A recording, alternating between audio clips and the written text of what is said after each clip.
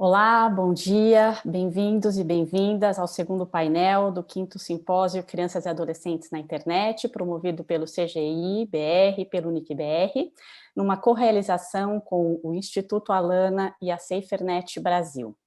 Meu nome é Maria Isabel Barros, eu sou pesquisadora do Instituto Alana e serei a mediadora desse painel, que tem como tema a sociabilidade digital de crianças e adolescentes, a construção de relações modernas ou frágeis.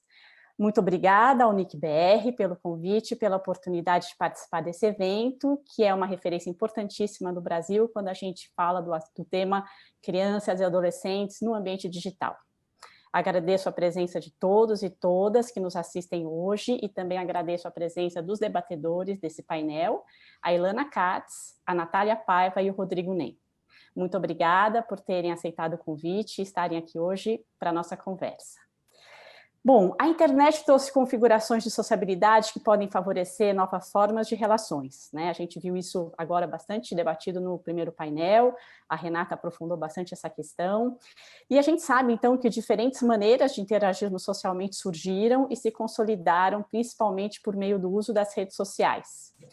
Durante a pandemia, vimos esse uso explodir, principalmente entre os adolescentes, mas também entre as crianças, que têm nessas ferramentas um meio fundamental, quiçá o mais usado de relacionamento entre si e com o mundo. Número de likes, número de seguidores, sensação de popularidade, prestígio e reconhecimento social. Que valores e comportamentos da sociedade contemporânea estão sendo refletidos nos ambientes digitais e o que, de novo, os mais jovens estão construindo? Como eles reinterpretam as referências que nós, adultos, os passamos nas nossas práticas digitais. Quais fragilidades e quais ganhos podemos notar nas relações sociais que acontecem no ambiente digital? Os especialistas que vão participar desse painel vão explorar como e se as relações sociais no ambiente digital se traduzem em encontros e trocas humanas significativas para as crianças e os adolescentes. Assim como o painel anterior, cada especialista vai ter 15 minutos de fala e, ao final, teremos tempo para responder algumas perguntas. A primeira apresentação será feita pela Ilana Katz, que é psicanalista e pesquisadora da área da infância, doutora em Psicologia e Educação na Faculdade de Educação da USP e pós-doutora em Psicologia Clínica no Instituto de Psicologia da USP também. Ilana, é sempre um prazer ouvir você. Tenha uma boa apresentação. Obrigada, Isabel. Boa tarde a todos e todas. Eu agradeço muito o convite para participar desse importante debate. Eu agradeço especialmente a Kelly, ao César Augusto e aos meus colegas de mesa pela oportunidade de conversa num ambiente que é novo para mim, com novos interlocutores. Entre tantos temas importantes que acho que vão se articulando, né, entre essas ideias do que seria a sociabilidade de crianças e jovens e a vida digital, eu escolhi aproveitar essa oportunidade que a gente tem aqui para tratar de um tema que é muito caro para mim e que, infelizmente, tem sido um debate lateralizado nessa discussão. A pergunta mais imediata que a gente se faz quando pensa na relação das crianças e dos jovens com a internet e com os seus dispositivos de acesso é algo que a gente poderia enunciar assim: isso liga as pessoas? O uso dos dispositivos digitais, ele tem servido para as pessoas se conectarem uma com as outras? A essa altura, acho que a gente já vai se aproximando com mais clareza da ideia de que a conexão digital não é equivalente a laço social, no sentido de que a conexão digital nem sempre liga as pessoas, enlaça e amplia os mundos. Então, a gente tem que se perguntar como fazer isso. Como fazer da conexão digital um termo de enredamento entre as pessoas e de ideias no sentido mais profundo que isso pode ter. Antes disso, eu acho que é fundamental marcar mais uma vez algo que já foi dito na mesa anterior, né? E eu acho isso importante, uma vez que a gente está discutindo conexões e laços, que para que a gente possa levar a sério essa ideia da internet conectar pessoas, a gente precisa, ao mesmo tempo que pensa como fazer isso, né? Como a gente vai lidar para que essa conexão aconteça, a gente precisa pensar que é preciso que o acesso seja democratizado. É urgente e é necessário que a gente possa assumir essa luta. Não é coerente a gente falar em conexão acessível, o famoso a um clique, se a gente faz aquele corte de classe e decide quem tem acesso ao tal clique e quem fica de fora. Eu acho que nenhuma instituição deve pensar a sua atuação distante dessa questão. Em alguma medida, eu penso também que isso tem a ver com segurança digital. Não tem segurança para todos enquanto a gente aceitar passivamente que tem gente de fora. Acho que estamos num tempo do mundo em que a gente já entendeu, não é? Que a experiência da segurança é radicalmente dependente de ambientes democráticos. Dito isso, para marcar esse lugar desde onde eu falo, eu gostaria de focar a minha fala numa discussão que não está longe dessa, porque também é uma discussão sobre inclusão e inclusão digital. Eu quero apresentar para vocês uma lição que eu aprendi trabalhando com crianças e jovens com deficiência. E aí a gente retoma aqui a pergunta, diante dessa população, o que faz laço? E também o avesso dessa pergunta, né? Que é tão importante, o que desfaz laço? Essa eu acho que é realmente uma pergunta que tem nos ocupado a todos, desde que essa crise, que a gente se propôs a enfrentar, essa crise sanitária, e quando a gente se propôs a refletir sobre a experiência do isolamento, tentando fazer com que a radicalidade do isolamento físico não correspondesse diretamente ao que a gente entendeu por isolamento social. Bem, nessa infinita quarentena, acho que marcadíssima, né, pelo fechamento das escolas, as crianças que têm o acesso garantido à internet e que possuem os celulares e computadores, eles nos fizeram repensar essa ideia do tempo de uso e recolocaram a pergunta sobre as medidas de excesso nessa situação específica que estamos vivendo. Nesse período, a gente foi contando também, e mais uma vez, que a gente foi entendendo, né, que ter os objetos, ter o celular, ter o computador, ter o acesso à internet, isso é uma condição fundamental, mas ela não garante sozinha que as crianças mantenham aberta a sua relação com o mundo. É aqui que a experiência do trabalho clínico com as crianças com deficiência, e especificamente com as crianças autistas, tem me ajudado a pensar esse tema. As crianças com deficiência, elas apoiam parte muito importante da sua relação com o mundo em tecnologias que a gente chama tecnologias assistivas, que são as cadeiras de rodas, os óculos que muitos de nós usamos. E para construir e manter essa relação com o mundo, elas contam, de uma forma particular, com as tecnologias digitais, que são suplementares e que funcionam como facilitadores de comunicação, como é o caso das pranchas de comunicação aumentativa alternativa para as pessoas que têm dificuldade de fala, ou que podem ser essas mesmas pranchas, né, instrumentos facilitadores de regulação do encontro para outras crianças que, mesmo sendo falantes, têm questões importantes com a interação social estabelecida. Então, esse é um primeiro ponto que eu queria chamar a atenção. Quando a gente escreve manuais sobre o uso de telas, falando de recomendações para crianças, pensando cuidadosamente a infância por parâmetros etários, né? E a gente desconsidera, nesses mesmos manuais, que as crianças, que tem crianças para as quais o uso de telas obedece a outra lógica. Quando a gente se refere a crianças, e exclui essa população, a gente está diminuindo o tamanho do mundo e a experiência da infância. As crianças com deficiência, elas estão necessariamente situadas sob esse significante, esse nome crianças. Então, a gente não pode falar crianças e deixar essa população de fora da conversa. A despeito dos manuais que orientam o uso de tela para crianças genéricas, né, esses instrumentos, essas tecnologias, elas enlaçam a criança com deficiência ao mundo. Esse mundo do qual nós, adultos, assumimos o compromisso de manter aberto para a participação das crianças. É isso que ensina para a gente a Mariana Rosa, mãe da Alice, que eu recomendo muito que vocês acompanhem o perfil dela no Instagram, e é o que transmite a Judith Newman, mãe do Gus, nesse livro incrível que eu estou mostrando aqui para vocês, que chama To Siri with Love. E é também o que muitos autistas adultos contam para a gente, como é o caso da Donna Williams e da Temple Garden. Acho que hoje, a gente mergulhado nessa crise que se presentifica na escola fechada, ou mesmo na escola que está aberta, mas com tantas restrições, a gente tem a chance de compreender mais profundamente coisas que que essas crianças já nos ensinam faz muito tempo.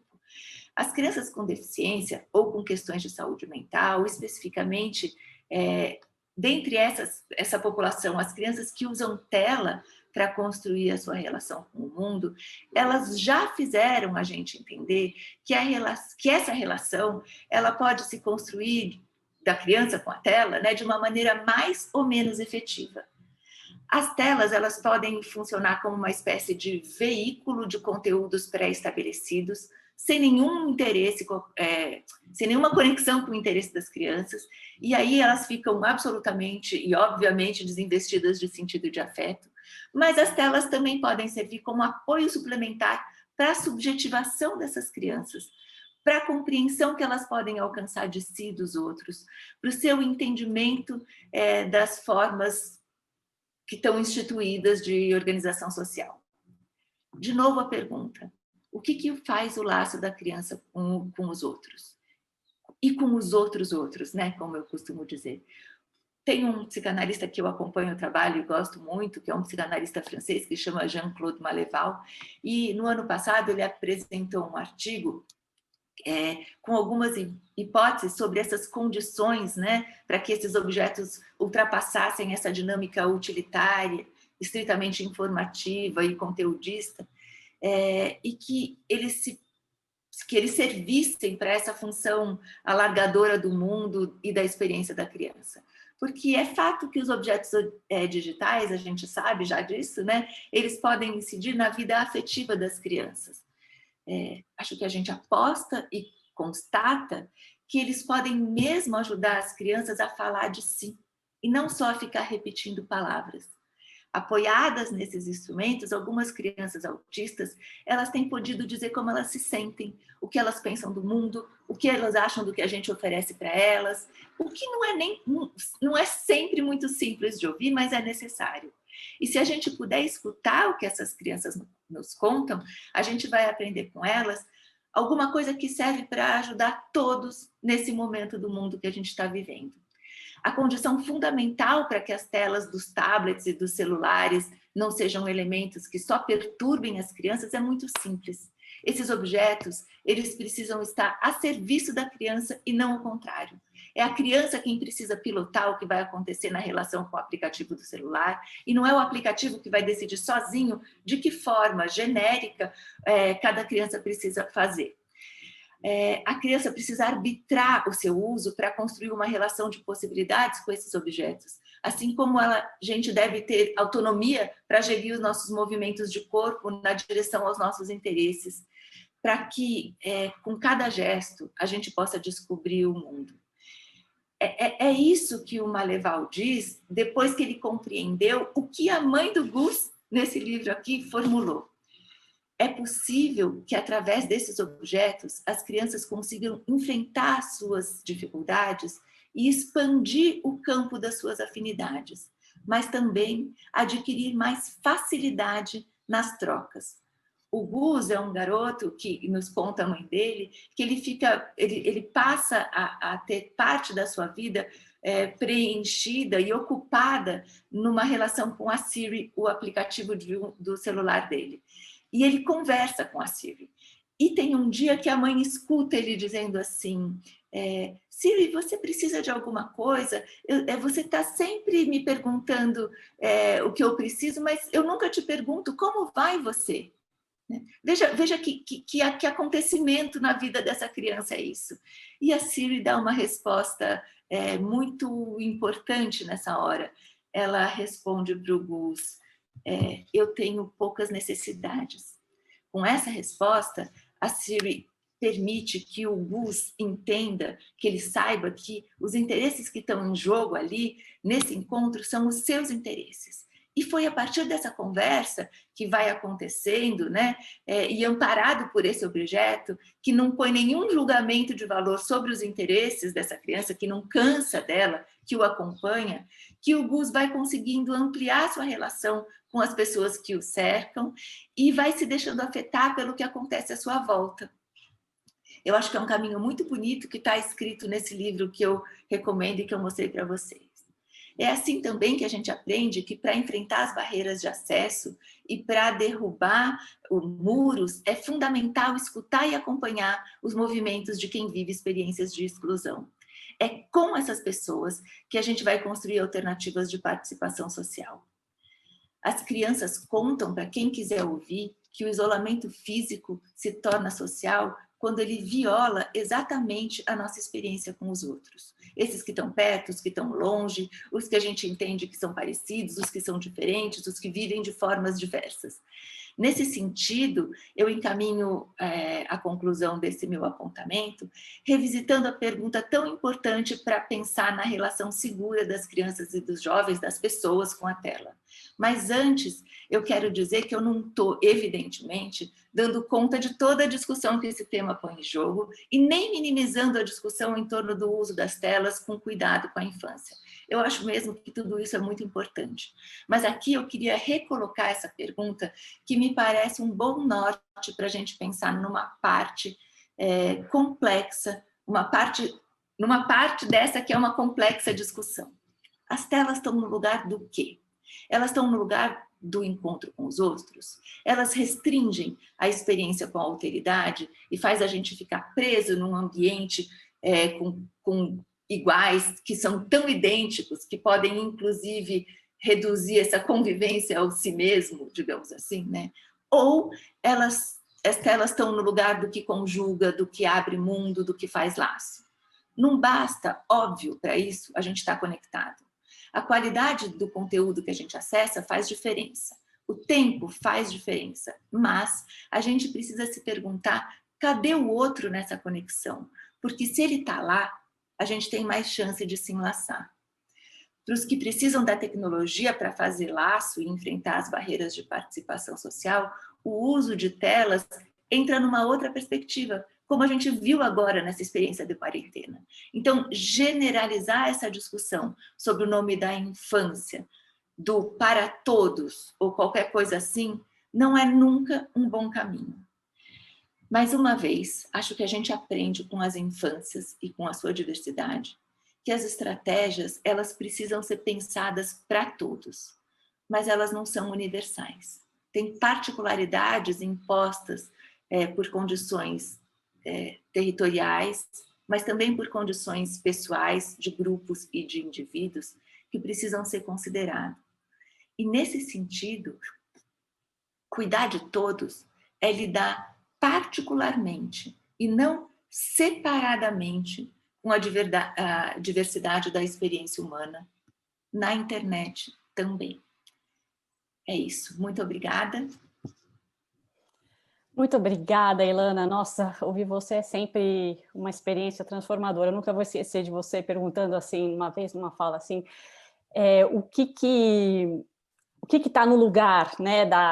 O que as crianças perdem? Eu lembro de você fazendo essa provocação, que é bem semelhante a essa, né? O que está no lugar das relações das crianças, né? O ambiente digital.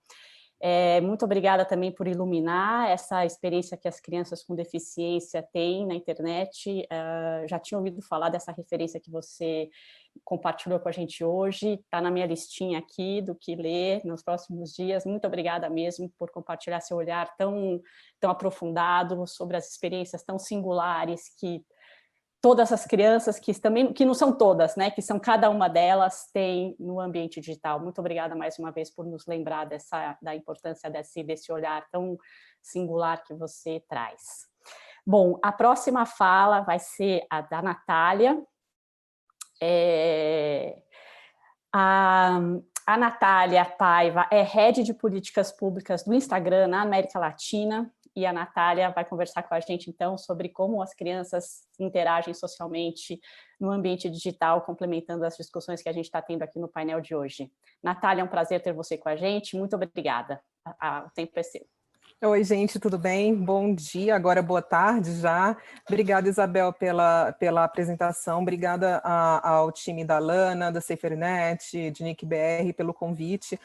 Agora eu vou falar um pouquinho desde a perspectiva, né, do Instagram, da empresa, né? Como que a gente tem pensado esse tema e de que maneira a gente trabalha nos temas de bem-estar e segurança de adolescentes, né, pensando que o Instagram é uma plataforma para pessoas acima de 13 anos, nas experiências que eles têm online. Então, gente, eu queria começar falando um pouquinho da missão do Instagram, né, que é conectar as pessoas com seus interesses, né, então a missão é aproximar as pessoas das coisas e das pessoas que elas amam, então é uma plataforma muito baseada nesse tipo de conexão, né, por meio dos interesses múltiplos que as pessoas podem ter. E aí, falando um pouquinho dos usos, né, que são feitos do Instagram, quando a gente pergunta para os nossos usuários, né, por que eles usam o Instagram, por que eles gostam de usar o Instagram, há dois principais motivos. Primeiro é entretenimento e diversão, né?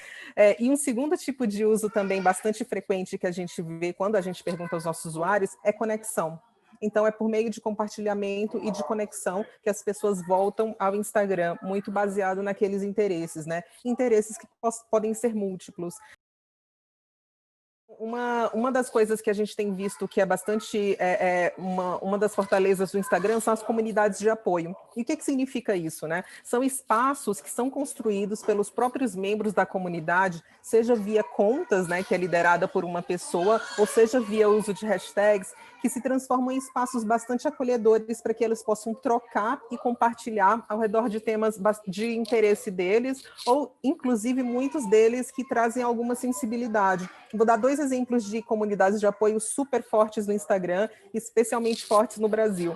Uma é tudo ao redor de body positivity, né, que é positividade corporal, então de a gente pensar a multiplicidade e a diversidade dos corpos, né, que isso é bastante forte, principalmente para mulheres e mulheres jovens, né, então pensando muito na minha experiência, né, de crescer vendo capas de revista com apenas um tipo de corpo e um tipo de corpo, tanto no que tange a cor do corpo, cabelo, com formato. E hoje a gente vê essa multiplicidade, né? Então são principalmente mulheres jovens que usam o Instagram para se apoiar e para discutir, debater essa diversidade do corpo. E um segundo tipo de comunidade de apoio bastante forte é ao redor do tema de saúde mental, que eu vou falar aqui um pouquinho mais, que também quando a gente pergunta para as pessoas, né, que usam o Instagram para formar essas comunidades de apoio e de suporte ao redor do tema de saúde mental, elas apontam algumas características dessas comunidades. Uma é que é muito ao redor de educação, então elas educam sobre o tema, né? Temas como ansiedade, depressão, anorexia, suicídio. Um outro ponto é que elas também ajudam a minimizar o estigma ao redor desses temas, né? Então a gente teve a doutora Karen aqui falando que tem sido uma voz super importante para desestigmatizar a discussão que a gente tem no debate público sobre o tema. Terceiro ponto é que elas também ajudam a conectar as pessoas a recursos disponíveis. Então, no caso do Brasil, CVV, por exemplo, e vários outros grupos de apoio de pessoas que passam por temas sensíveis, como, por exemplo, Ambulim, no caso de anorexia, CVV, como eu falei, no caso de ideação suicida, e vários outros grupos de apoio de enlutados também. E um quarto ponto é que ela dá a sensação de que você não está sozinho. Então, principalmente para os jovens ao redor de temas que são tabus, isso é super importante, né? E aí no Brasil eu posso citar apenas como alguns exemplos assim da minha cabeça, a própria conta do Vitaleri, né? Que é esse espaço de troca e de recursos, de conexão com recursos e de educação. O Eu Estou, que é também uma outra conta super importante, com vídeos focados também no público jovem para discutir esse tema, e um outro é o Nomoblides, que também é uma conta que fala a partir da perspectiva dos enlutados, que aí já não são jovens, né, mas que também trazem essa perspectiva super importante. Então, tendo em vista esse tipo de uso, a gente sabe que é a nossa responsabilidade promover um espaço que seja acolhedor e seguro para todo mundo, né? E principalmente para os jovens. Aí eu vou falar um pouquinho como a gente tem pensado esses dois temas, começando por segurança, né? Estou vendo que eu acabo me empolgando falando demais, então vou ser mindful do tempo. A gente tem três principais pilares na nossa estratégia de segurança. Um deles, o primeiro, são as políticas, né? Ou seja, o que pode e o que não pode falar, principalmente quando a gente está falando desses temas sensíveis, né? E e como que a gente usa a tecnologia em nosso favor para detectar esse tipo de conteúdo, para que ele seja, obviamente, derrubado, se ele viole as nossas políticas. Segundo, são as ferramentas de segurança e ferramentas que a gente usa para que o próprio usuário consiga um pouco customizar a ferramenta dele, e é muito interessante como os jovens intuitivamente já sabem isso, então ferramentas de filtros, de bloqueios, etc. E o terceiro ponto são os programas e parcerias que a gente tem feito nesse sentido. Então, falando aqui um pouquinho de políticas, basicamente elas são as diretrizes de comunidade, né, o que não pode, o que não pode. Vou falar também um pouquinho como essas políticas são feitas e atualizadas, né, e os mecanismos de cumprimento, que tem a ver com a tecnologia. Então, um pouquinho do que pode, né? As diretrizes, elas são feitas nesse grande lusco-fusco entre promover um espaço de liberdade de expressão e, obviamente, garantir a segurança e o bem-estar de todo mundo, né? Então, qual que é esse sweet spot ali no qual a gente pode garantir essas duas coisas? Então, o que a gente tem como princípio, claro, é a privacidade, a segurança das pessoas. Então, como que a gente cria e revisa, né? Primeiro, a gente identifica alguns temas-chave que são importantes, ou que eles precisam ser inseridos, ou precisam ser remodelados e repensados dentro da plataforma, e a gente faz um engajamento com especialistas ao redor do mundo, muitos deles brasileiros, alguns deles fazem parte desse simpósio. A gente define, então, a possível mudança, né? A gente valida e ela é publicada, né, no nosso site, tanto no Instagram como no Facebook. E é muito importante mencionar que elas estão em constante evolução, porque constantemente os usos e as práticas que são feitas das plataformas vão modificando, e isso nos impõe um desafio, né, de detectar isso e de reagir em parceria com especialistas, claro, porque nós não somos especialistas nesses diversos temas que são importantes para a comunidade, mas a gente chama esses especialistas para definir esses limiares. E aí, eu não vou, claro, entrar em detalhes da diretriz de comunidade, já que é bastante ampla, né? Mas tem alguns pontos-chave, né, de uma maneira bem alto nível, que é a questão a gente fala respeito, mas aí quando a gente vai ver no detalhe, a gente está falando de anti-bullying, a gente está falando de não assédio, a gente está falando de não discurso de ódio, a gente está falando de segurança, então a gente tem que pensar que é uma plataforma que é para acima de 13 anos, mas tem entre 13 e 18 anos, então o tipo de conteúdo tem de ser feito pensando nessa comunidade, então a gente aí tem os temas de nudez, né, que a gente não permite, enfim. Então, todo esse cuidado também com conteúdo sensível, e aí conteúdo sensível também para a saúde mental, né? E eu vou falar um pouquinho de alguns mecanismos, não exaltar comportamentos danosos, então a gente permite, obviamente, que várias discussões a respeito de saúde mental sejam feitas, porém, sem exaltar algum tipo de comportamento que seja danoso para si próprio ou para o outro, e aí um pouquinho de interações autênticas, né? Também que a gente não permite que sejam utilizados aplicativos de terceiro para falsificar algum tipo de engajamento ali. E aí um pouco também sobre propriedade intelectual, que é esse último ponto, mas que é irrelevante para essa discussão aqui. Mas aí falando um pouco como que a gente garante a segurança, a gente tem virtualmente tudo que é postado no Instagram, desde hashtag, conteúdos de vídeo, comentários, posts no feed, tudo pode ser denunciado pelo usuário de maneira 100% anônima.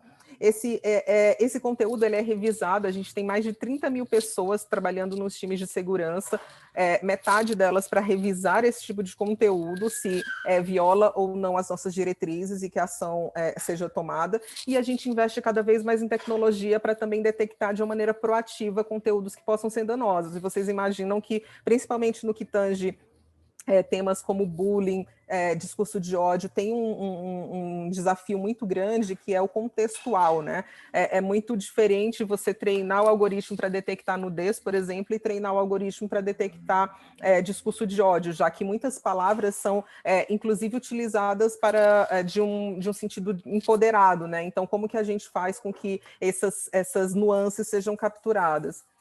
E aí é que eu vou usar um exemplo da tecnologia na qual a gente tem investido. Esse é um exemplo meu mesmo, que eu fiz utilizando o meu marido como cobaia para testar e fazer esse print, né? Que quando você faz algum comentário que tem um potencial ofensivo, Eu peço licença aqui para dizer o que eu postei no meu marido. Você é um idiota, por exemplo. O Instagram detecta que tem um potencial abusivo, ofensivo, bastante alto nesse comentário. Então, o que ele vai me mostrar? Ele vai me mostrar, tem certeza de que deseja publicar isso?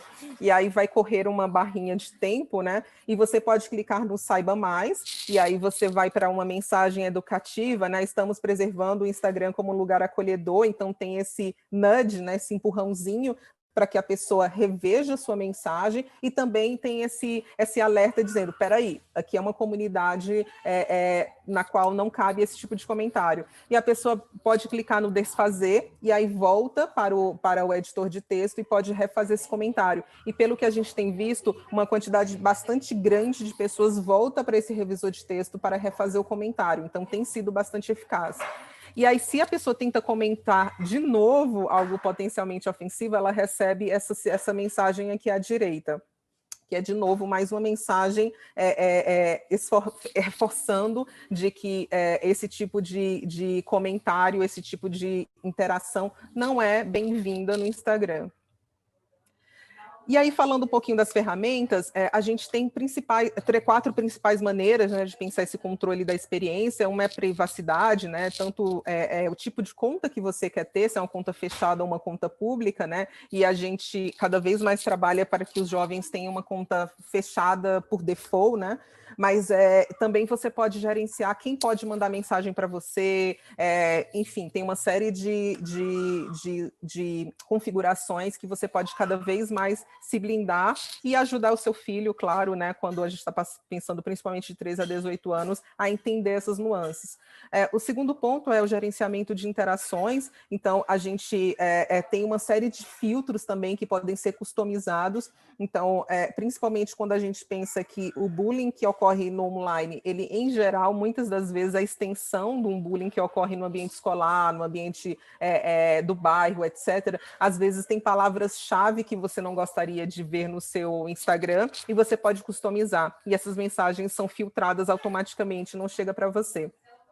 E aí eu vou falar desses 2 últimos pontos, que é gerenciamento de tempo e de apoio, nesses 2 próximos slides. Então, de gerenciamento de tempo, a gente acha que é super importante, e aí cada vez mais a gente tenta orientar pais educadores a isso, né, de terem esse tipo de conversa com os adolescentes, né, de qual que é o tempo ideal, e além da qualidade, né, que já foi falada por vários especialistas antes de mim, a qualidade do tempo, que é algo super importante, quando a gente pensa o tempo bruto, né, de tela, é muito importante também que tenham essas conversas, né? E o aplicativo, ele consegue ajudar nisso, né? Tanto você pode avaliar o tempo que você tem passado em uma média diária na última semana, como você também pode colocar um lembrete, né, de quanto tempo você quer ficar no Instagram, e aí ele vai te lembrar, olha, já passou o seu tempo, né? E aí você pode tomar uma decisão. E com o apoio dos pais para os adolescentes, a gente já avalia que isso é mais efetivo ainda. E o segundo ponto é a questão do apoio, né? Toda vez que alguém busca por algumas hashtags específicas que a gente considera que tem algum tipo de sensibilidade, como, por exemplo, aqui no exemplo anorexia, a gente marca, a gente traz esse pop-up, né, essa mensagem janela aí, que podemos ajudar. E aí você pode ser conectado, né, por algum apoio, como, por exemplo, aqui no caso do Brasil, uma linha de ajuda do CVV, por exemplo. Ou você pode também ser conectado a algum amigo, ou obter algumas dicas também de como lidar de uma maneira bastante alto nível com o tema em questão. E aí, por fim, falando um pouquinho dos programas e parcerias, né? Vou falar só de 2 programas, por causa do tempo. Um deles é o Digital Sem Pressão, que eu acho que a doutora Karen aqui, que veio antes, falou, que a gente fez em parceria com a SaferNet. Voltando aqui, e ele tem o site digitalsempressão.org.br, e ali tem uma série de recursos para que tanto pais e educadores como os jovens, então são 2 tipos de guias diferentes, né? Mostro já, mas ajudar tanto os pais como educadores de um lado. Kelly, desculpa interromper, mas seu tempo está encerrado, tá bom? Se você puder perfeito. concluir, agradeço. Então... Obrigada, Natália. Desculpa, Isabel, eu termino Isso, você pode ter finalizo? mais uns, Tá uns bom. segundinhos, tá bom? Tá bom. Não, então, só para terminar falando do digital sem pressão, que é trazer essa ideia de que o que a gente vê na internet é apenas uma parte da história, né? Ou seja, é apenas uma curadoria, perdão, do que a pessoa resolve mostrar. Pensar também de como a gente pode cada vez mais focar em conexão e menos em comparação. Também pensar nessa questão de desconectar-se, né? E de ter outros tempos para fazer outras coisas. E, por fim, também cada vez mais focar em conexões empáticas. E aí tem um guia e tem uma série de recursos no site que eu mencionei. E também o Festival Amarelo, que também é falar para os jovens e com os jovens sobre saúde mental, que também pode... a gente fez no ano passado e a gente fez esse ano a versão online, que mais informações podem ser vistas tanto na conta do Vitaleri como do CVV oficial.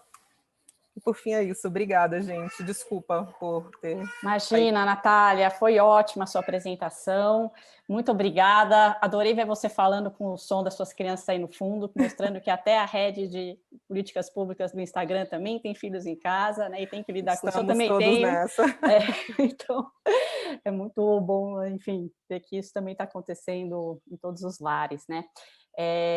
Muito obrigada por compartilhar com a gente o que o Instagram tem feito para melhorar a experiência, né, dos jovens, dos adolescentes, embora a gente saiba que tem muitas crianças no Instagram também, né? Então essa é uma questão que a gente não pode minimizar, né?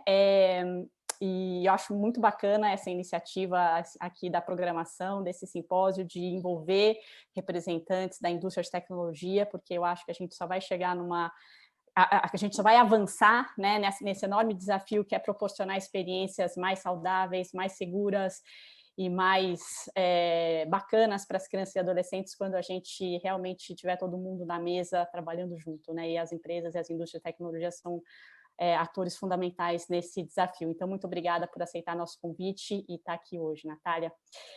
Então, passo a palavra agora para o último painelista desse painel 2 aqui, que é o Rodrigo Nem, diretor da Cefernet Brasil, uma pessoa também que eu adoro ouvir falar, teve no nosso encontro Ser Criança no Mundo Digital, promovido pelo Alana no semestre passado. Rodrigo, é um prazer enorme estar com você hoje aqui e a palavra é sua. Muito obrigada. Bom, obrigado, Isabel. É um prazer enorme de volta aqui, ver as colegas, né, Ilana, Natália, uma honra enorme. Acompanhei as falas anteriores e realmente é muito importante esse espaço. Já imagino o pessoal que está ao vivo com um pouco de fome, mas a gente tem realmente, como você disse, Isabel, eu queria pegar essa continuação, né? A importância de ter os múltiplos atores envolvidos nesse diálogo, né? É uma pena que a gente não tenha o tanto quanto a gente gostaria de crianças e adolescentes também participando mais ativamente desse tipo de encontro, mas realmente é um desafio muito compartilhado, né? Eu fiz aqui uma seleção de conteúdos para a gente discutir justamente sobre o título do painel, e na Cefernet, para quem não conhece, né, uma organização que atua há 14 anos na promoção e defesa de direitos humanos na internet no Brasil, a gente tem essa preocupação constante de tentar subsidiar políticas públicas, mas também educadores, famílias e as próprias crianças e adolescentes a poderem fazer escolhas saudáveis, escolhas responsáveis, escolhas seguras também no ambiente digital. E essa equação não é simples, nunca foi e se torna ainda cada vez mais complexa, como as próprias tecnologias se tornam muito complexas. Então, a gente gosta de fazer essa discussão, e eu queria enfatizar isso, assim, o quanto é importante para pensar a sociabilidade de crianças e adolescentes na internet, a gente escapar dessas armadilhas conceituais de supor a internet ou o mundo digital como um outro mundo, como algo que estivesse abduzindo nossas crianças para uma outra esfera, e que como se nessa outra esfera fossem outras regras, outra sociabilidade, outra forma de estar no mundo, completamente separada do mundo, digamos, real, das outras formas de conexão. Eu acho que esse é um equívoco que a gente comete muitas vezes e alimenta um certo pânico moral que não é saudável, essa cisão radical sobre o ambiente digital, como se fosse um outro planeta ou um território alienígena que faz só prejudicar, digamos assim, o lado verdadeiro da vida, né, da vida das nossas crianças. É fato que o digital se tornou agora presente nas mais variadas formas com a pandemia, mas mesmo antes dela, né, eu acho que essa percepção de que a internet tem mudado muito, mas cada vez mais ela é um espaço de vida, um espaço concreto, um espaço social de convivência, é um espaço de potência, como a gente pode ver em várias dimensões, mas desfazer essa ideia do lugar separado eu acho importante. A gente discutia lá no início da Cefernet as LAN houses, os espaços de acesso coletivo à internet, a internet no escritório ou na sala de casa, e a individualização do uso, e um uso cada vez mais privativo, coloca um super desafio também de repensar essas estratégias de mediação desses novos espaços. E acho que o ponto que é interessante para a nossa conversa aqui é justamente pensar, eu acho que a pergunta às vezes também é perigosa, né? Quando a gente provocativamente colocou relações frágeis ou modernas, eu acho que o desafio é a gente justamente conseguir olhar para as relações que as crianças estabelecem no digital dentro de um contexto mais amplo, né? E aqui recupero um frame que o colega Alexandre e toda a equipe do CETIC usa em sintonia com a professora Sônia Livingston, da pesquisa TIC Kids Online, que a gente jamais pode olhar a sociabilidade de crianças e adolescentes na internet fora de um contexto maior que envolve as relações familiares, que envolve esse novo lugar da própria infância como sujeito de direitos muito recente no Brasil, as mudanças na dinâmica familiar, nas dinâmicas de trabalho, as expectativas sobre a educação das crianças e adolescentes, né, as mudanças no mundo do trabalho, outras tantas mudanças radicais na nossa vida social que impactam diretamente isso que a gente chama sobre a sociabilidade digital das crianças e que envolve elementos que são totalmente além das telas digitais, né? Porque muitas vezes a gente tenta atribuir às telas digitais transformações e repercussões significativas nas nossas formações identitárias e, de uma certa maneira, superestimando o efeito das telas e minimizando efeitos, digamos assim, de mudanças sociais mais amplas que a gente não pode ignorar quando a gente quer olhar para a particularidade do digital. Um caminho interessante é justamente olhar a particularidade do digital como mais um ambiente de vida. Ambientes digitais que são plurais, que têm arquiteturas específicas, que têm acordos sociais específicos, têm regras coletivamente criadas pelas próprias crianças, com muita especificidade também, né? E muitas vezes a gente trata do digital como se fosse esse lugar separado, supondo que as crianças estão lá sozinhas e prontas, né? Nesse mito do nativo digital, que supõe que elas têm todas as condições necessárias para usufruir desses espaços.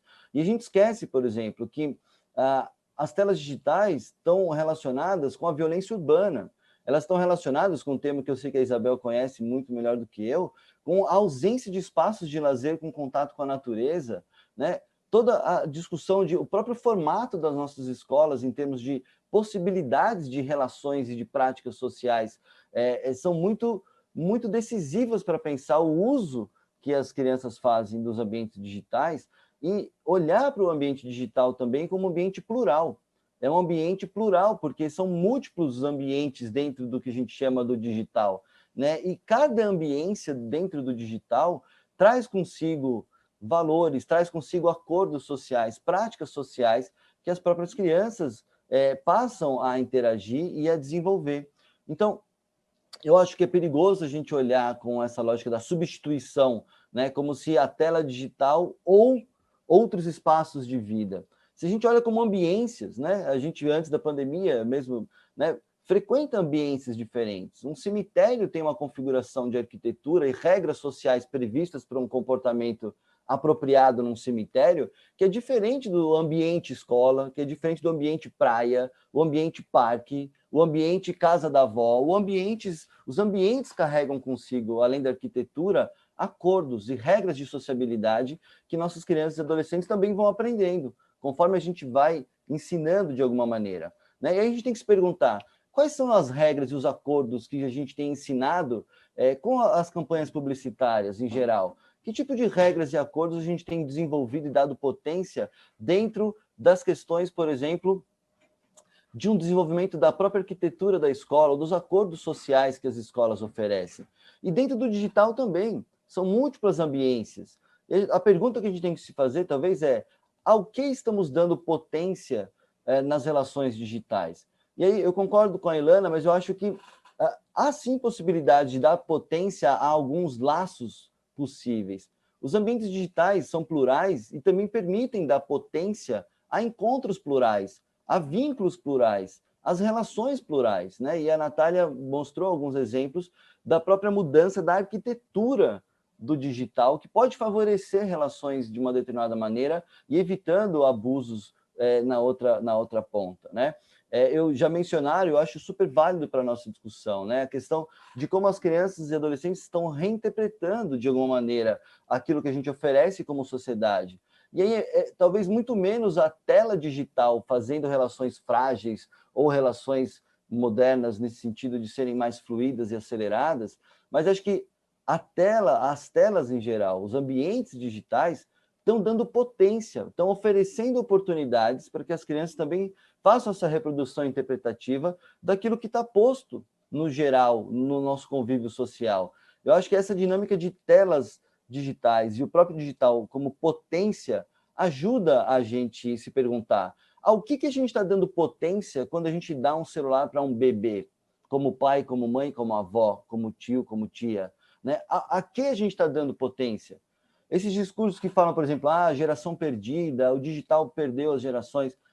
Mas será que uma tela é capaz de definir por si sozinha o futuro de uma geração? Será que as crianças não têm agência? Será que nós, como pais, como educadores, como profissionais da área, não temos agência e também não estamos dando potência a determinadas formas de relacionamento social a partir dessa tela? Eu acho que essas perguntas a gente tem feito muito aqui na SaferNet, tentando escapar desse determinismo tecnológico que supõe que as telas podem provocar isso sozinhas, né? Eu diria, relações frágeis podem ser potencializadas sim pelo digital, mas não podem ser causadas apenas pelo digital. O Alexandre fez brilhantemente esses exemplos de como o digital agora na pandemia foi, né, um oásis para a gente ter algum tipo de potência de conexão, de vínculo, de trocas afetivas. Então, eu acho importante a gente trabalhar nesses aspectos que são múltiplas infâncias, são múltiplas ambiências digitais e logo serão múltiplas sociabilidades possíveis que a gente pode dar potência no ambiente digital, né? E aí, já para caminhar para o encerramento, a gente sabe, a Isabela comentou, e é um tema super importante para nós na SaferNet, né? O quanto que o digital dá potência a novas relações entre o que é considerado público e privado, né? Uma nova dimensão de pensar informação íntima, informação privada, né? Então, em que medida a gente tem consumido apenas essas novas arquiteturas, mas de que maneira a gente também tenta ajudar a construir essas novas arquiteturas de uso de dados pessoais? Se questionar sobre esses usos, mas convidar as próprias crianças a pensarem sobre isso também. Toda a discussão que a Natália comentou, que a gente tem trabalhado com o Instagram, de prevenção a violências e ao bullying, especialmente na internet, no nosso canal de ajuda e no nosso canal de denúncia, é assustador quando a gente vê conteúdos de meninos e meninas de 10, 11 anos de idade refletindo nas suas práticas sociais digitais racismo, homofobia, intolerância religiosa. É, de certa maneira, uma forma de reprodução interpretativa de nossos valores, de nossas práticas sociais adultos e como sociedade, sendo refletida com a potência do digital no comportamento dessas crianças e adolescentes. Mas a gente tem que tomar cuidado para não atribuir ao espelho o problema da imagem que a gente vê refletida. E acho que a sociabilidade que a gente tem dado potência com as telas digitais diz muito respeito a nós adultos também, né? Aos nossos acordos sociais. De que maneira a gente se desenvolve em relação ao conflito, por exemplo? Qual é a capacidade de usar o poder do digital para educar para uma resolução mais criativa e positiva de conflitos, né? Pensar isso do ponto de vista para além das telas digitais nos ajuda a evitar esse determinismo que acaba colocando nas costas, digamos, da tecnologia uma potência transformadora que não pode ser independente dos nossos acordos sociais mais amplos. Toda a discussão de empatia e outros valores que, de novo, eles podem ter potência no digital ou o contrário, o digital, como tem sido feito nos últimos anos, dando potência ao ódio, à intolerância, mas a gente não desiste de usar o digital como aliado para dar potência, por exemplo, a essas práticas de enfrentamento ao bullying digital, a Natália comentou, e a gente tem material muito interessante criado com os próprios adolescentes e jovens, para que, ouvindo a potência deles, conectar a potência criativa deles com o digital, para falar de uma outra maneira sobre esses temas que nós, adultos, educadores, nos preocupamos tanto, né? Porque uma pergunta que a gente também tem se feito, Isabel, aqui na Cefernet como é que as nossas estratégias de proteção e prevenção à violência na internet também comunicam valores e expectativas que a gente tem sobre as crianças e adolescentes. E, em geral, a gente tem ofuscado e menosprezado a agência das próprias crianças e adolescentes na tentativa de tutelar, de proteger. E talvez seja interessante usar essa potência do digital também para distribuir essa agência, né? Engajar mais os próprios adolescentes. Como que eles veem os seus próprios direitos sexuais? Como que eles avaliam a expressão das suas sexualidades nesse novo universo do digital? Né? Ao que eles têm dado potência nas suas primeiras experiências e qual o papel do digital ali?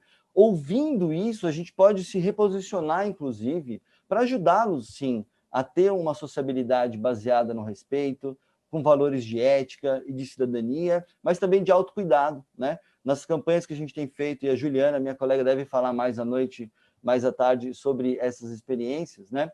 A Natália comentou rapidamente, fica aí o link de novo, uma campanha que a gente também ouviu muitos adolescentes, muitos jovens, para pensar na linguagem deles, né? O que inspira mudar a rotina digital? O que inspira a olhar para a sua própria experiência como repertório identitário e olhar para o quanto que o digital tem me deixado mais positivo ou o quanto que o digital também pode ser tóxico para mim mesmo. E é interessante ouvir os adolescentes sobre como eles também identificam relações tóxicas, comportamentos de consumo de conteúdo passivo e que não gera, digamos assim, um engajamento saudável, né? Então, para terminar, eu insisto e complemento o que os colegas já pontuaram, né? A gente tomar cuidado com essa nossa visão muito adultocêntrica de julgar a experiência das crianças e adolescentes no digital como supérflua, como frágil, como irrelevante, né? E pouco o nosso papel também de dar agência a eles, ouvi-los e fazerem participar, mas também amplificar essa fórmula para que não fique apenas no tempo de tela, nem só no conteúdo de tela, mas como nós, como escola, como família, como sociedade, como políticas públicas, a gente pode também adicionar nessa equação não só conteúdos criados e pensados para a criança, mas também equipá-las para terem mais capacidade de reconhecer as suas próprias emoções nas diferentes experiências digitais. Né? Como que elas podem também ter uma leitura mais crítica do seu contexto mais amplo e como ela carrega esse contexto mais amplo para o digital. Um exemplo rápido da pandemia, né? A gente viu as desigualdades de acesso. Rodrigo, estou terminando, precisa... Isabel. Tá, perfeito, obrigada. A gente, para terminar, né? Assim, o exemplo da exclusão digital que o Alexandre comentou, as desigualdades do acesso, o que a Lana mostrou da diversidade de infâncias que a gente tem que levar em consideração, né? E mesmo crianças que têm internet em casa, mas que dependem da internet do vizinho e que depende da interferência do contexto dos vizinhos para poder ter ou não uma concentração diante da sua aula digital remota. Então, esse contexto mais amplo que o digital dá potência, mas que sozinho não pode ser responsabilizado. E aí, para terminar, eu insisto na questão de uma metáfora que muitos têm usado, eu acho interessante, né, de pensar essa dieta do digital. Do que temos nos alimentado no digital? Em que contexto nos alimentamos no digital? Com quem compartilhamos estas ceias no digital?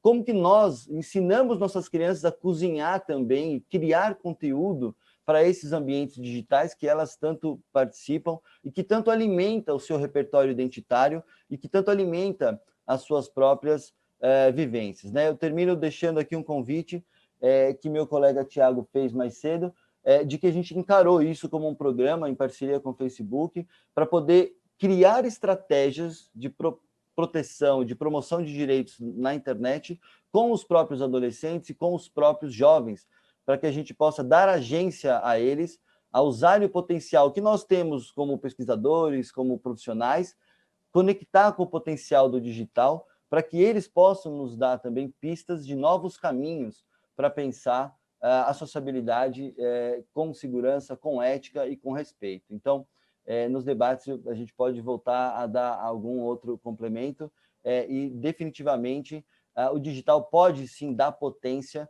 às sociabilidades baseadas nos direitos humanos, num mundo mais justo, e depende de a gente distribuir essa agência entre os múltiplos atores envolvidos, como aqui nesse painel e nesse encontro como um todo, somando esses esforços, sem ignorar a agência das próprias crianças e adolescentes. Muito obrigada, Rodrigo, pela sua fala, como sempre, tão inspiradora, tão no ponto, que a potência, acho que você falou muito essa palavra na sua fala, né? E eu acho que você tem toda a razão, que a potência das crianças e dos adolescentes sejam a nossa luz, sejam a nossa guia quando a gente pensar nessas relações entre as crianças, os adolescentes e o ambiente digital, que a gente possa sempre se guiar por essa potência, porque quando tem potência é quando a coisa está indo muito bem e que a gente tenha essa sensibilidade de perceber que as relações podem ser muito potentes, e elas são muito mesmo, né? Que a gente saiba perceber isso e dar essa agência a nossas crianças e aos nossos adolescentes. Eu vou passar diretamente para as perguntas, porque a gente está com um tempo super apertado, mas eu não gostaria de deixar de prestigiar as pessoas que que estiveram até agora com a gente tem mais de 500 pessoas assistindo esse simpósio, então vamos lá passar para as perguntas. E aí eu já vou pedir, por favor, que vocês já encerrem, então já respondam as perguntas e façam as suas falas de encerramento para a gente poder partir para a pausa do almoço, tá bom? Então, a gente tem uma pergunta aqui para a Natália, especificamente para a Natália, e depois eu vou fazer uma pergunta que vai valer, então, para a Ilana e para o Rodrigo. Para a Natália, uma pergunta da Minespsi. Natália, me preocupa muito a publicidade infantil voltada para as crianças e adolescentes no Instagram. Quais políticas vocês possuem em relação a isso? E o Otávio também quer saber qual é a porcentagem de usuários do Instagram que são adolescentes. A pergunta, então, para o Rodrigo e para a Ilana, em relação à pandemia, né? Então, quais impactos de longo prazo na vida das crianças e adolescentes, a limitação da interação pessoal, essa interação do abraço, né, que o Alexandre falou para a gente no começo desse simpósio, quais seriam esses impactos no longo prazo na vida das crianças, já que a gente não pôde, as crianças não puderam experienciar essa interação social presencial durante a pandemia? Passo a palavra para vocês, e aí vamos aproveitar para encerrar. Começo? Por favor, Natália. Tá bom. Não, acho que tem alguns temas aí que eu acho que estão juntos, né? Que é a presença de crianças nas plataformas, né? E que eu acho que o que se chama de publicidade infantil. Reiterando, agora acabou de quebrar alguma coisa de vidro ali, meu Deus. Reiterando, o Instagram é para cima de 13 anos, e eu acho que foi até você, Isabel, que fez um comentário, há crianças de menos de 13 anos na plataforma, né? E eu acho que esse é um dos nossos grandes desafios, né? Tem uma série de questões, como, por exemplo, deveria exigir um documento de identificação quando a pessoa fizer a conta. A gente sabe, né, e o Rodrigo está aqui também veterano nesse tipo de discussão, que tem uma série de problemas que isso traria, né? Como, por exemplo, questões ligadas à privacidade, mas também questões ligadas à exclusão de uma série de adolescentes, inclusive em situação de vulnerabilidade, que talvez teriam mais dificuldades de prover esse tipo de documentação, né? Então, quer dizer, essa também não parece ser a melhor solução. Então, a gente tem investido bastante em tecnologia para tentar, de uma maneira proativa, detectar por uma série de sinais, né, no que tange a navegação, se é uma conta de menor de 13 anos. Mas isso ainda está longe bastante, né, compartilhando com vocês, de ser ideal. Mas tem esse tipo de investimento e a gente espera que, em breve, isso seja mais bem feito, né, pela tecnologia, né? Compartilhei um pouquinho dos desafios no que tange, né? Há uma série de questões ainda para que a tecnologia possa nos ajudar de maneira efetiva nesse sentido. Então, no que tange a publicidade infantil, a publicidade para esse público de menos de 13 anos não está permitida no Instagram, né? Não é porque esse público não está permitido de estar no Instagram, e qualquer pessoa pode denunciar, né, se ver uma conta, se deparar com uma conta de menor de 13 anos, e isso, como eu falei antes, vai ser analisado, e se a pessoa não puder comprovar a idade, essa conta é derrubada. E aí, de 13 a 18 anos, a gente tem políticas diferentes que, para uma série de bens regulados, também essa população não pode receber nenhum tipo de publicidade, né, no que tange esses bens regulados. E a proporção de jovens, a gente não tem essa quebra etária nem por país, então não consigo compartilhar aqui com vocês, mas espero que tenha respondido as perguntas e também fico aí para quaisquer outros questionamentos. Muito obrigada, Natália. Então vamos passar para a Ilana e depois o Rodrigo termina, tá bom? Olá, bom, pessoal, vou tentar ser breve aqui por conta do nosso tempo consumido conjuntamente, né? Bom, os impactos sobre as crianças e jovens, né, em termos de saúde mental causados pela pandemia, acho que são inúmeros, né? Eu vou fazer dois pequenos comentários de dois pontos que para mim são muito cruciais, assim. Dizer que há impactos é muito diferente de dizer que a gente não vai saber lidar com isso, ou que isso vai para um lugar necessariamente ruim, né? Quer dizer, impactos querem dizer, nós estamos vivendo uma experiência que, por princípio, seria atípica. Eu estou com dificuldade de usar o atípico, porque nós estamos há quase um ano, né? Então a gente vai também se acostumando a isso, né? Enfim, mas essa 8.000.000ª que a gente está vivendo, né? Com as crianças fora da escola, com esse assédio pela via digital de outras variantes na vida, enfim. Mas viver um impacto significa sofrer a marca de algo que a gente está experienciando. E as crianças sofrem essa marca, os jovens sofrem essa marca, né? O destino que a gente vai dar para essa marca, a gente vai saber depois que ela for se encadeando a outras. É por isso que o prolongamento do isolamento social, ele tem efeitos diferentes de um isolamento social circunscrito num tempo mais restrito, né? Porque as marcas vão se somando umas às outras. A gente teve esse melhor, pior, e aí a gente vai, nesse instante, vendo um agravamento, né, produzido pelo excesso da falta de convívio. Porque, de fato, acho que tem algo absolutamente importante que o Rodrigo recupera aí em relação às mesas da manhã, né? A internet, ela é um espaço público, e como espaço público, ela precisa ser regulada, né? Porque o espaço público não é o espaço de qualquer um. E a gente não pensou em construir essa regulação da internet na ausência de outros modos de laço colocados como experiência cotidiana para as crianças e para os jovens, né? Então, a gente está tendo que inventar a roda com o carro andando e pagando o preço caro disso, né? Nessa direção, encaminho aqui minha fala para o fim, porque dá vontade de falar um tempão sobre isso, mas não é o caso aqui. Acho que entre os preços caros que a gente paga, e eu tenho feito aqui um esforço para entender que nesse cenário a gente precisa poder olhar para isso como oportunidade de repensar os nossos hábitos, as nossas formas de laço, o lugar que a gente atribui para o outro, o como a gente se relaciona com esse outro. Isso aqui precisa ser, e acho que cabe a nós como adultos colocarmos essa marca nisso aqui como uma oportunidade, inclusive a oportunidade de escutar as crianças, né? Nessa direção também que o Rodrigo marcava numa certa dimensão aí, e eu colocaria muita força nisso, né? Para cuidar de criança e de adolescente, a gente começa escutando.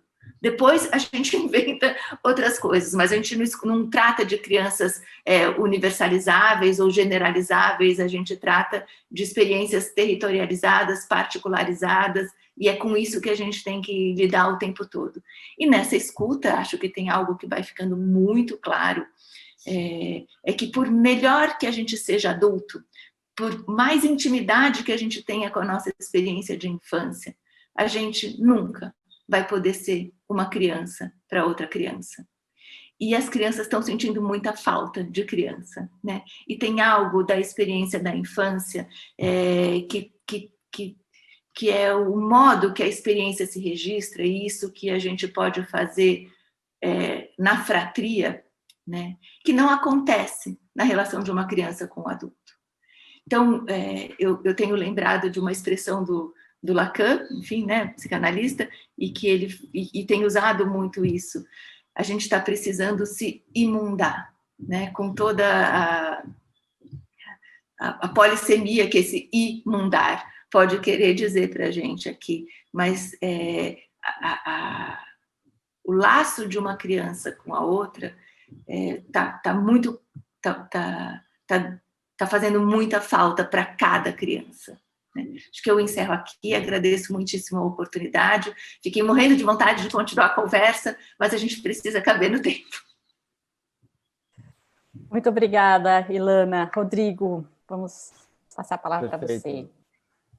Realmente difícil, né? Ouvindo aqui os comentários, realmente minha cabeça vai longe, mas primeiro agradecer, muito bom, nossa, estou aqui pensando em mil coisas, fruto dessa conversa, e diria assim, tem um ponto que eu recuperei aqui no chat, algumas pessoas comentando, né? O perigo do nativo digital é justamente a gente supor que as crianças já têm todas as habilidades necessárias para ter o discernimento, para ter a capacidade de leitura crítica, para ter, inclusive, esses valores e acordos sociais previamente, para poder ter uma convivência pacífica e saudável no digital. Elas não têm ainda todo o discernimento necessário para poder fazer sozinhas essas escolhas, nesse que é o maior espaço público do planeta Terra hoje. Então, é nesse sentido, só uma observação que questionaram por que é o perigo do nativo digital, é porque supõe que eles têm todas as habilidades para um digital e, na verdade, não tem, porque é isso, eles não têm a experiência do mundo, né? Não têm a vivência e a maturidade que vai se desenvolvendo ao longo dos anos para poder também, nesse espaço público, conviver com saúde e com segurança. Mas aí a questão também que chamaram a atenção é da assimetria de poder.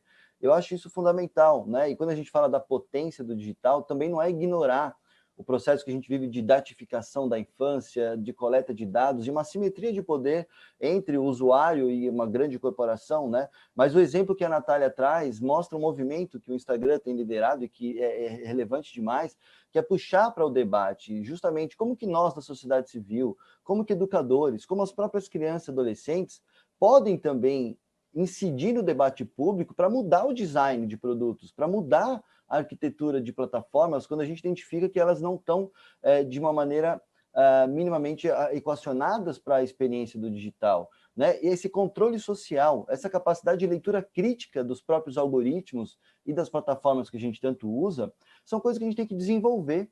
Essa simetria de poder está dada, o digital tem dado potência às mais variadas desigualdades, né? E, ao mesmo tempo, a gente tem que convidar as novas gerações a também lerem essas assimetrias e fazer esse debate. É o que a gente faz na Cefanet, tentando na educação para a cidadania digital. Não tem a resposta para isso, mas é colocar justamente essa assimetria de poder no debate. Isso tem que estar na pauta dos projetos pedagógicos, isso tem que estar na conversa familiar, né? E de preferência não no âmbito do pânico moral, né? Do desliga tudo, afasta tudo, porque é justamente uma equação difícil de equilibrar, né? De equilibrar essas potências para que a gente tenha algum tipo de equilíbrio, né? Entre uma experiência nos ambientes digitais, mas também que não menospreze, que não substitua a experiência do abraço, a experiência do encontro, e como a Ilana muito colocou, estar junto como criança, de preferência em ambientes mais próximos da natureza, são experiências insubstituíveis. Não dá para pensar que é ou digital ou outras coisas, mas é como a gente faz essa combinação de uma dieta, como eu mencionei, saudável, né? Comer uma hora ou outra um fast food poderia ser um jogo mais violento, um jogo um pouco mais agressivo, não é um problema se numa rotina, num tempo mais largo de experiência dessa criança, aquilo ali é um momento, é uma excepcionalidade, também convidá-la a fazer uma leitura crítica desse junk food, digamos assim, que pode ser um conteúdo não tão interessante que ela navega ou que ela usufrui. E aí eu termino dizendo que a gente mesmo, né, como sociedade, fica usando esses dados que me geram angústia. Imagina um adolescente que vê esses dados da OCDE, que as profissões que eles vão trabalhar nem existem ainda e que tudo que eles conhecem hoje talvez não sirva para lá. Né? Eu acho que essas angústias que nós temos também vivido e direcionado para as nossas crianças também reflete um pouco uma experiência delas de desamparo, não só no digital. Mas o que tem se mostrado interessante, e eu sei que todos nós aqui, os colegas que estão acompanhando, muitos são profissionais que a gente reconhece os nomes ali, é como que a gente consegue fazer esse diálogo intergeracional também. Né? Não significa ouvir as crianças, não significa ouvir apenas as crianças, mas como que a gente também ouve as crianças, né? E percebe na leitura de mundo delas. Eu não vou perceber como criança, como a Ilana muito bem pontuou, mas como profissional da área, isso pode conectar com um relato dela, com uma forma como a gente vai pensar uma campanha, né? Qual será que é a percepção de criança num projeto de lei que visa a proteção à criança?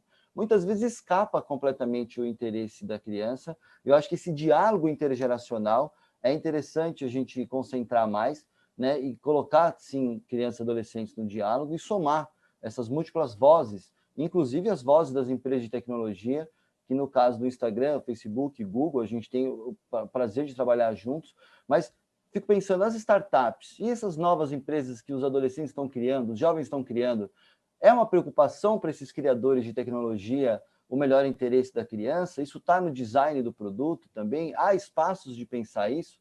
Ou seja, a agenda é muito larga, né? Vou parar por aqui, mas eu acredito que, inclusive, essa assimetria de poder, a gente pode, sim, trabalhar nos projetos pedagógicos, nos debates familiares, para que a gente dê potência com o digital a uma sociabilidade que tenha os direitos humanos como ponto de partida, e a própria agência e a responsabilidade coletiva, reconhecendo aí também que a gente fala de múltiplas infâncias e de múltiplas desigualdades também, que o digital pode ou amplificar ou ajudar a enfrentar, como a gente sabe que também é possível. Então, é uma pena, mas acho que o tempo, né, já esgotamos aqui.